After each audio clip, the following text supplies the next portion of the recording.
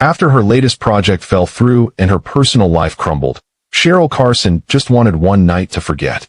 But after one drunken decision in a Shibuya bar, everything changed. She wakes up in a luxury Tokyo penthouse with no memory of the night before and a platinum wedding band on her finger. The man who claims to be her husband? Tokyo's most feared Yakuza boss. This is how one mistake turned into the most dangerous love story of her life.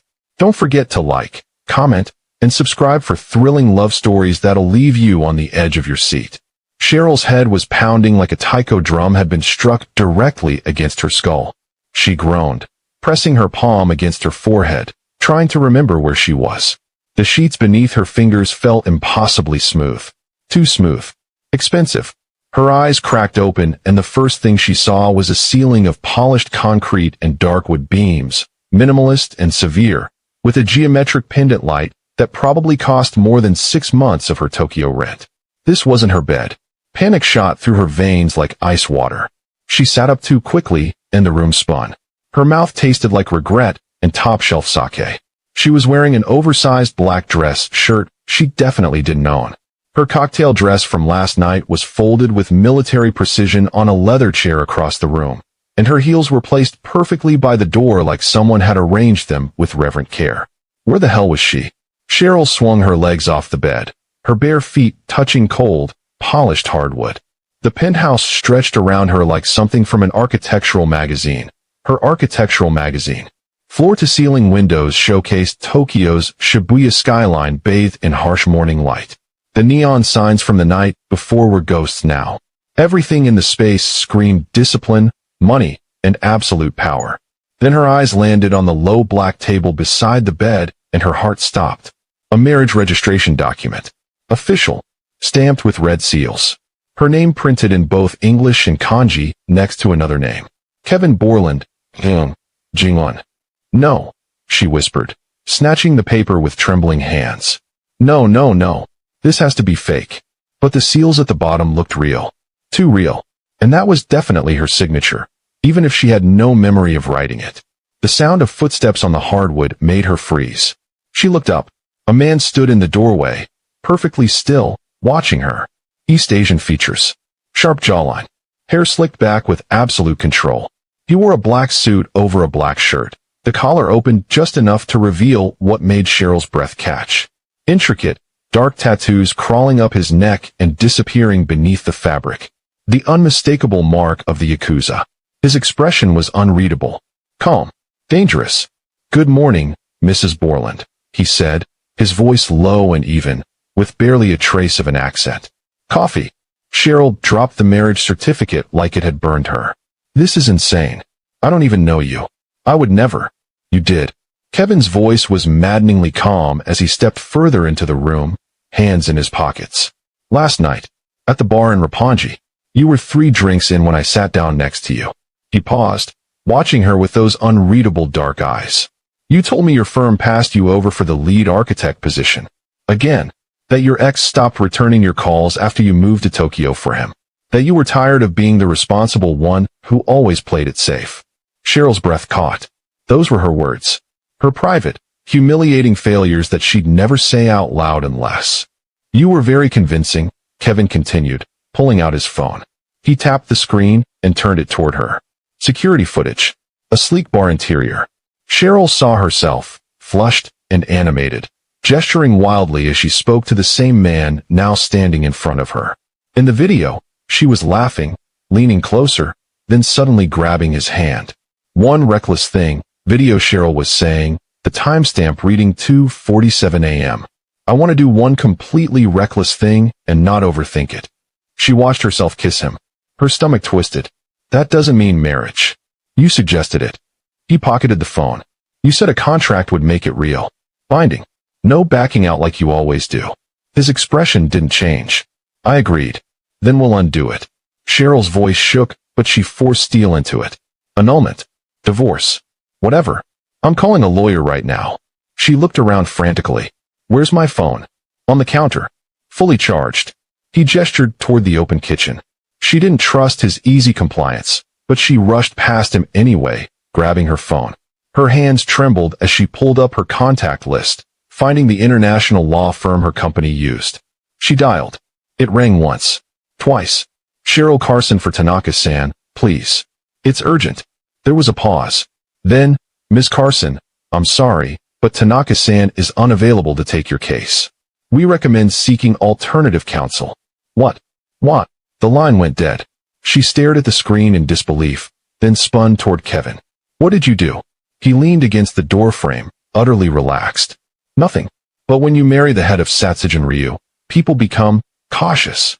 His eyes locked onto hers. A contract with the killing dragon is final, Cheryl. There is no walking away. Cheryl tried the door. It opened easily, no locks, no resistance.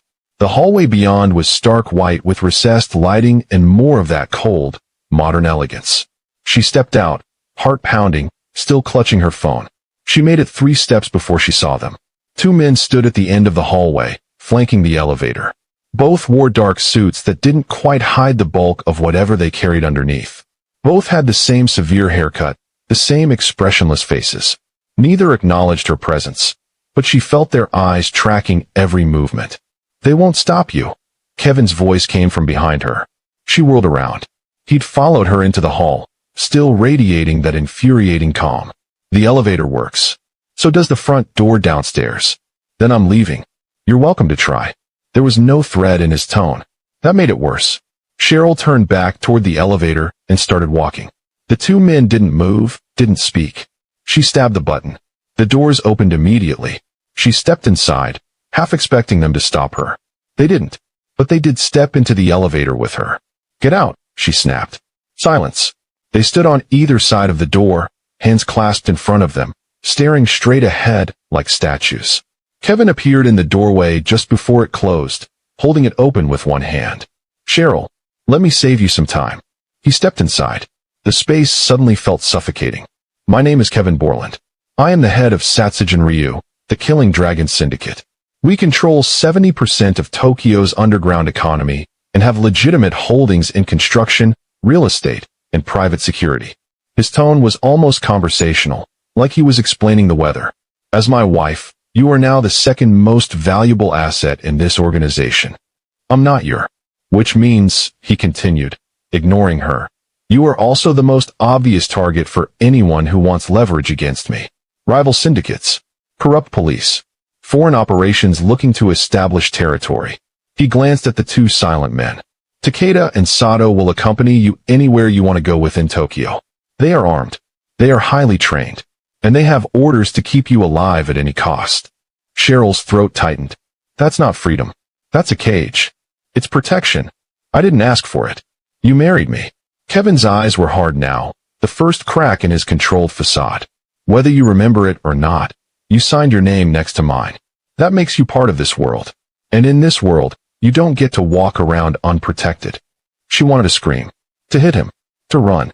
But the 2 bodyguards hadn't moved, and Kevin was watching her with that predatory patience, waiting for her to understand. So what? She said bitterly. I'm a prisoner. You're free to go anywhere in the city, Kevin said. Work, cafes, museums, your apartment if you want to pick up your things. He stepped closer, and she hated that she didn't step back. But you go with them. Always. Non-negotiable. And if I leave Tokyo? His smile was thin and cold. Then I come with you. Cheryl pushed past Kevin and went back into the penthouse. If the law firm wouldn't help, she'd go higher. She'd go official. She scrolled through her contacts until she found it. U.S. Embassy Tokyo. Her hands were steadier now, fueled by anger instead of panic. She dialed. United States Embassy, how may I direct your call? Citizen Services. It's an emergency. A click. A brief hold.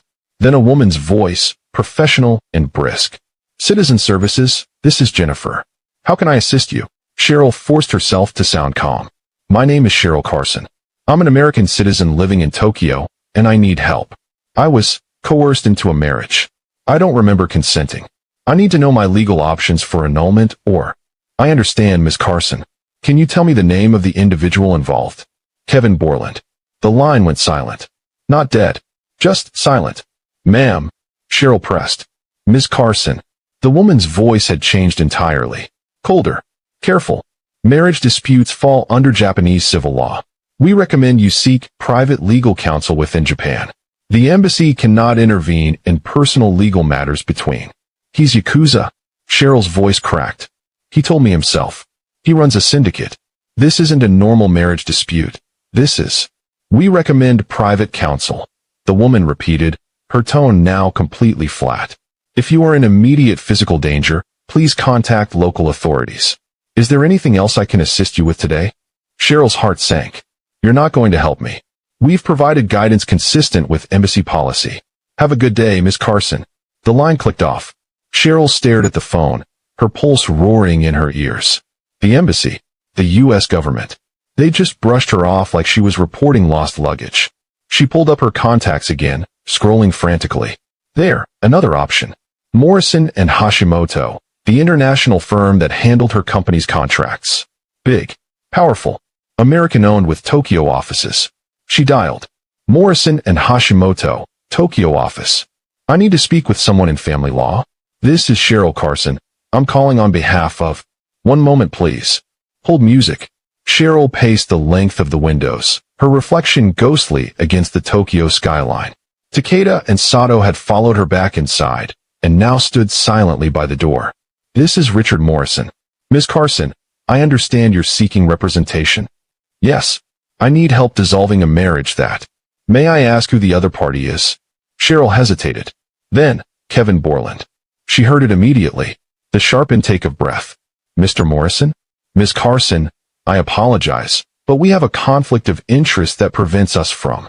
You don't even know the details yet. The name is enough. His voice was tight now, strained. I strongly suggest you seek independent counsel. We cannot. He owns you too, doesn't he? Silence. Ms. Carson, I'm going to hang up now. Don't call this office again. The line went dead. Cheryl stood frozen, the phone trembling in her hand. The law firm. The embassy. Every door she tried to open slammed shut the second she said his name. Behind her, Kevin's voice was quiet. Are you finished? She turned slowly. He was standing by the kitchen counter, pouring coffee like nothing had happened. How? She whispered. How do you have this much control? Kevin looked up, meeting her eyes. Because in Tokyo, I'm not just feared, Cheryl. He set down the coffee pot. I'm inevitable. Cheryl slammed her phone down on the counter. You've made your point. You own this city. Congratulations. Kevin picked up his own phone, tapped the screen a few times, then turned it toward her. I want to show you something. I don't want to see any more of your... Watch. It was a video. The timestamp read 4:17 a.m.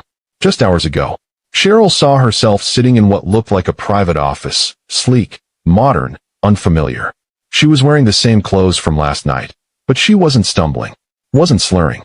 She looked focused. On the screen, video Cheryl was leaning forward toward a laptop, speaking clearly. Yes, I understand. This is legally binding in Japan. A man's voice responded from the laptop speakers, crisp and professional. Ms. Carson, I'm a registered notary. I need to confirm you are entering this marriage of your own free will, without coercion. Do you understand what you're signing? Video Cheryl nodded. I do. And you confirm that Kevin Bourland is present and consenting? The camera panned slightly. Kevin sat beside her, composed, watching her with the same unreadable expression he wore now. He's here, video Cheryl said. She sounded almost excited. Reckless. We both want this. Present-day Cheryl felt her stomach drop. The notary continued. Please sign here, here, and here. Mr. Bourland, your signature as well. Video Cheryl picked up a pen. Her hand was steady. She signed with deliberate strokes, then watched as Kevin did the same. When she looked back up at the camera, she was smiling. There, she said. One completely reckless thing. No taking it back. The video ended. Cheryl couldn't breathe. That's not. I don't remember any of that. I know, Kevin said quietly. He pocketed his phone. You were drunk, but you were coherent. Functioning. The notary confirmed it. Legally, you were capable of consent. I would never. But the words died in her throat because she'd just watched herself do exactly that. You told me you were tired of overthinking every decision, Kevin continued. That you wanted to do something wild. Irreversible. Something the old Cheryl would never do. His gaze was steady, almost gentle. You wanted to prove to yourself that you could be spontaneous. Fearless. Cheryl pressed her hands against the counter to keep them from shaking. This was worse than being drugged. Worse than being tricked. Because the woman in that video had known exactly what she was doing. She'd sabotaged herself. I was drunk, she whispered, but it sounded hollow even to her. You were, Kevin agreed. But you weren't incapacitated. You made a choice, Cheryl. Maybe not one you'd make sober, but you made it. She wanted to argue. To scream that this wasn't fair, that drunk decisions shouldn't count. But she'd seen her own face. Heard her own voice. She'd meant it. Why didn't you stop me? Her voice broke. Kevin tilted his head. Because I wanted you to mean it. He stepped closer. And you did. Cheryl closed her eyes, the weight of her own recklessness crushing down on her. She hadn't been kidnapped. Hadn't been forced. She'd walked into this cage willingly. And locked the door herself. Cheryl opened her eyes and stared at him. The anger was still there, but beneath it was something more desperate. Why me? Kevin didn't answer immediately. You could have anyone, she continued, her voice raw. Someone who understands your world. Someone Japanese, someone who wouldn't complicate things with embassies and international incidents. Why would you marry a foreigner? A nobody architect you met in a bar. You're not nobody. Kevin pulled out his phone again. And I didn't meet you in a bar. I met you 4 months ago. Cheryl blinked. What? He tapped his screen and turned it toward her. Another video. Different timestamp. The quality was grainier, security footage. The location stamp read, Hashimoto Construction, Conference Room 3. Cheryl recognized it instantly. Her firm's building. On screen, a meeting was in progress. She saw herself standing at the head of the table in a charcoal blazer, presenting renderings to a group of clients. One of them, a Western man, heavy-set, red-faced, suddenly stood up, jabbing his finger at a young Japanese woman seated near the back. Aiko, her junior associate. This is her fault, the man was shouting, his voice distorted through the camera's audio. She sent me the wrong files. Incompetent. I want her off this project. Video. Cheryl stepped between them. Aiko sent exactly what I told her to send. If you have a problem with the files, you have a problem with me. She's junior staff. She should. She's my responsibility. Video. Cheryl interrupted, her voice sharp. And if you speak to anyone on my team like that again, you can find another architect. The man's face went purple. Do you know who I am? I could have you fired. Then do it. Video. Cheryl crossed her arms. But you'll do it without insulting my people. The room went silent. The man grabbed his briefcase and stormed out. The video ended. Cheryl stared at the screen, remembering. She'd been reprimanded for that. Nearly lost the client. Her boss had called it unprofessional. I was there that day, Kevin said quietly. Hashimoto Construction uses our security consulting services. I was reviewing the contract. He pocketed his phone. I watched you stand up to a man twice your size who could have destroyed your career. You didn't hesitate. Didn't calculate the risk. You just acted. That's not. Cheryl shook her head. That's just being decent. No. Kevin's eyes were intense now, locked on hers. That's courage. Real courage. The kind most people don't have. He stepped closer. I've spent my life surrounded by people who only act out of fear or obligation. But you? You were willing to lose everything to protect someone weaker than you. Cheryl's breath caught. That's why I noticed you, Kevin continued. And that's why I've had Takeda watching you ever since. Her blood went cold. Watching me. Protecting you, he corrected. Tokyo isn't safe for someone who draws that kind of attention. That client, he has connections to traffickers. After you humiliated him, he made threats. Kevin's expression hardened. They never reached you because I made sure they didn't. Cheryl felt the ground shift beneath her. How long? For months. You've been stalking me for 4 months. I've been keeping you alive. His voice was calm, absolute. And when you walked into that bar last night, reckless and beautiful and looking for one wild thing. He tilted his head. I gave it to you. Cheryl was about to respond when Kevin's phone buzzed. He glanced at the screen and his entire demeanor changed. The calm mask didn't crack, but something behind his eyes went ice cold. Predatory. What? Cheryl asked. Kevin didn't answer. He tapped the screen, stared at whatever message he'd received, then looked up at Takeda and Sato. He said something sharp in Japanese. Both men immediately moved toward the windows, scanning the street below. Kevin, what's? He turned his phone toward her. The image made her blood freeze. It was a photograph of her. Blurred, taken from a distance with a long lens. She was walking out of a cafe. She recognized the location. It was near her apartment. The photo was time-stamped 3 days ago. Across the image, someone had drawn a red line. Not digital. Hand-drawn, like it had been printed and marked with ink. The red line crossed directly over her left hand. Below the image was text in Japanese characters, and beneath that, a translation in English. The new dragon's wife has delicate hands. It would be a shame to see her lose a finger. Perhaps then Bourland-san would understand the price of leadership. Inazuma-kai. Cheryl's knees went weak. What is that? Yubitsum, Kevin said quietly, his voice devoid of emotion. Finger cutting. It's a traditional punishment. A way to show dominance. He pocketed his phone. The Inazuma-kai is a rival syndicate. They've been testing our territory since I took over Satsujin-ryū 6 months ago. They want to cut off my finger? Her voice was shrill now, panic flooding through her. They want to prove I'm weak. Kevin's jaw tightened. A leader who can't protect his own wife isn't a leader. They're using you to challenge my authority. I'm not actually your wife. They don't care. Kevin crossed to the window, his shoulders rigid. The marriage is public record now. Legal. Official. That makes you a legitimate target. Cheryl felt the walls closing in. This wasn't just about control anymore. This wasn't Kevin's obsession or her drunken mistake. This was real. Dangerous. They've been watching me, she whispered, staring at the photo on his phone. For days. Longer. Kevin turned back to her, and for the first time she saw something other than control in his expression. Anger. They knew about you before the marriage. That's why I moved quickly last night. Her head snapped up. What? The Inazuma-kai has been looking for leverage against me for months. When I saw you in that bar, vulnerable and reckless, I knew it was only a matter of time before they made a move. His eyes were hard.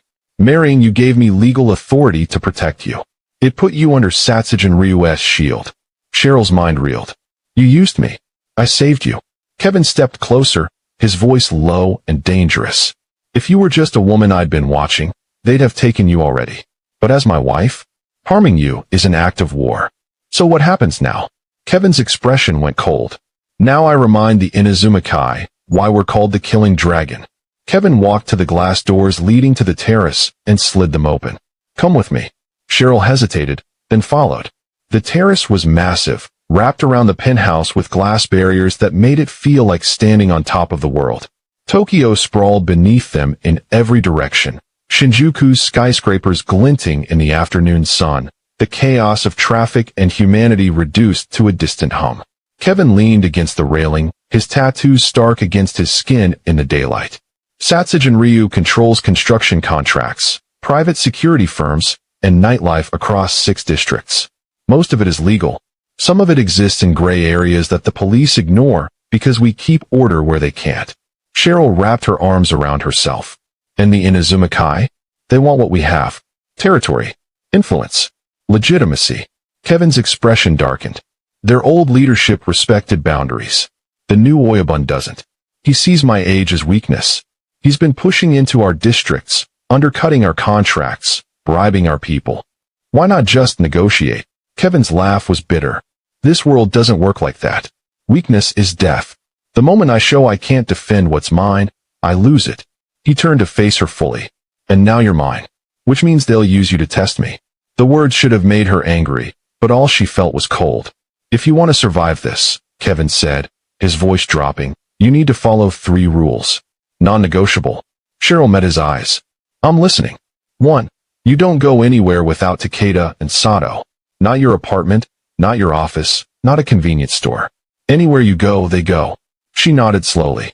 2. If I tell you to do something, get down, run, stay silent. You do it immediately. No questions. No arguments. Hesitation gets you killed. Her throat tightened, but she nodded again. 3. You don't trust anyone outside of Satsujin-ryū. Not coworkers. Not friends. Not even people who seem helpful. His gaze was intense. The Inazuma-kai will use anyone close to you to get information or access. Cheryl exhaled shakily. So I just give up my entire life? You adapted.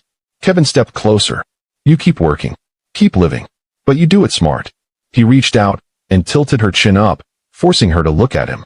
I made you a promise last night, even if you don't remember. I told you I would keep you safe. That still stands.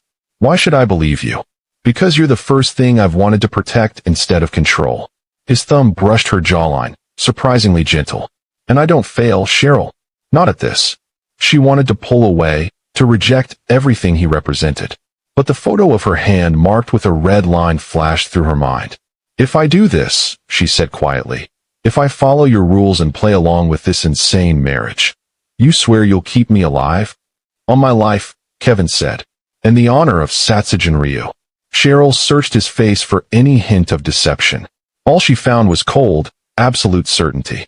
Then I guess, she whispered, I'm Mrs. Bourland. Kevin's phone buzzed again. He glanced at it, his jaw tightening. I have to go. Go where? To handle this. He was already moving back inside, his entire energy shifting. He spoke rapidly in Japanese to Takeda and Sato, who both nodded. Then he turned back to Cheryl. Stay here. Don't leave the penthouse. Takeda and Sato will be outside the door. Kevin, I'll be back tonight. He grabbed a black jacket from the closet, and she caught a glimpse of a shoulder holster beneath it. Remember the rules. Then he was gone. The penthouse felt enormous and suffocating all at once. Cheryl stood in the middle of the living room, listening to the silence. Takeda and Sato had taken up positions in the hallway outside, leaving her alone with her thoughts. She picked up her phone, scrolling through messages she'd missed. Work emails. A confused text from a colleague asking if she was okay. Nothing unusual. Then a new message appeared. Unknown number. She opened it. The photograph loaded first. It was her building. Her actual apartment building in Nakano. Taken today, judging by the timestamp. Below it, a message in English. Pretty American girl, living all alone. Room 407. We know where you sleep. Cheryl's hands shook. Her first instinct was panic. Call Kevin, scream, hide. But she forced herself to breathe. Forced herself to think. They wanted her afraid. Wanted her to break. She screenshot the message, then opened the door. Takeda and Sato turned immediately, hands moving toward their jackets. I received a threat, Cheryl said, keeping her voice steady. She held out her phone. Unknown number. They have my address. Takeda took the phone, his expression unreadable. He studied the message, then showed it to Sato. They exchanged words in rapid Japanese. We tell Bourland-san, Takeda said, his English heavily accented but clear. Yes, but also, Cheryl straightened her shoulders. I want you to forward that to whoever handles your intelligence. They need to know the Inazuma-kai has detailed surveillance on my old apartment. Takeda's eyebrow raised slightly. You want help intelligence? I want to be useful. Cheryl met his eyes. I'm not going to be a helpless victim in this. If I'm a target, then I need to understand how to be a smart one. Sato said something in Japanese. Takeda nodded, then looked back at Cheryl with something that might have been respect. You are afraid, Takeda said. Yes. This is good. Fear keep you alive. He handed back her phone. But you do not freeze. Also good. Cheryl took the phone, her grip steadier now. I need you both to understand something. I'm terrified. I'm completely out of my depth. But I won't fall apart. She glanced between them. Don't mistake my fear for fragility. Takeda's expression didn't change, but he bowed his head slightly. Understood, Bourland-sama. The title, Sama, the honorific of respect, landed like a weight. She wasn't just Kevin's accidental wife anymore. She was choosing to be part of this. It was past midnight when the elevator chimed. Cheryl had been pacing the penthouse for hours, her phone clutched in her hand. Takeda had received word from Kevin's team, situation contained, but nothing more. No details. No confirmation he was safe. The elevator doors opened, and Kevin stepped out. He looked like he'd walked through hell. His white shirt was torn at the shoulder, stained dark with blood. His knuckles were split and bruising. A cut above his eyebrow had bled down the side of his face, and he was moving stiffly, favoring his left side. But he was alive. Cheryl crossed the room before she could think. You're hurt. It's nothing. His voice was hoarse, exhausted. It's not nothing. She grabbed his arm, guiding him toward the couch. Sit down. Kevin didn't argue. He sank onto the cushions with a barely suppressed wince. Takeda and Sato hovered near the elevator, but Kevin waved them off with a sharp command in Japanese. They disappeared into the hallway. Cheryl was already moving toward the bathroom. She returned with a first aid kit, a bowl of warm water, and clean towels. She knelt in front of him, setting everything on the coffee table. You don't have to do this, Kevin said quietly. Shut up. She unbuttoned his ruined shirt carefully, peeling it back. The damage was worse than she'd thought. bruises blooming across his ribs, a shallow knife wound along his side, still bleeding sluggishly. Her hands trembled, but she forced them steady. She cleaned the wound with antiseptic, her architect's precision taking over. Kevin didn't flinch, just watched her with those dark, unreadable eyes. "The Inazumakai?" she asked softly. Understood the message. His jaw tightened. "They won't come near you again." Cheryl threaded a needle from the kit. "This is going to hurt." "I know." She stitched the wound closed with small, careful strokes. Kevin's breathing stayed controlled, but she felt the tension in his body. When she finished, she taped gauze over it and sat back on her heels. "You didn't have to come back tonight," she said, meeting his eyes. "You could have gone to a hospital. Had your people handle this. I promised I'd come back." Something in Cheryl's chest cracked open. This dangerous, terrifying man who controlled Tokyo's underworld had dragged himself back here because he'd made her a promise. She leaned forward and kissed him. Kevin went still, surprised. But then his hand came up to cup the back of her head, and he kissed her back, slow, deliberate, nothing like the drunken blur of last night. When she pulled away, her voice was steady. "I'm not running. I'm not fighting this anymore."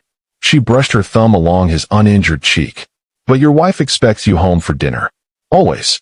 "Understood." Kevin's expression softened, just barely. "Understood." Cheryl smiled, fragile but real. "Good. Now let's get you cleaned up." Cheryl Carson walked into a Tokyo bar to forget her failures. She walked out as the wife of the city's most dangerous man. But surviving the Yakuza world? That's only the beginning. If you want to see what happens when Cheryl faces her first public appearance as Mrs. Bourland, when old enemies return, and when she discovers the real reason Kevin chose her, then subscribe and turn on notifications. Because this love story is just getting dangerous. Thanks for watching.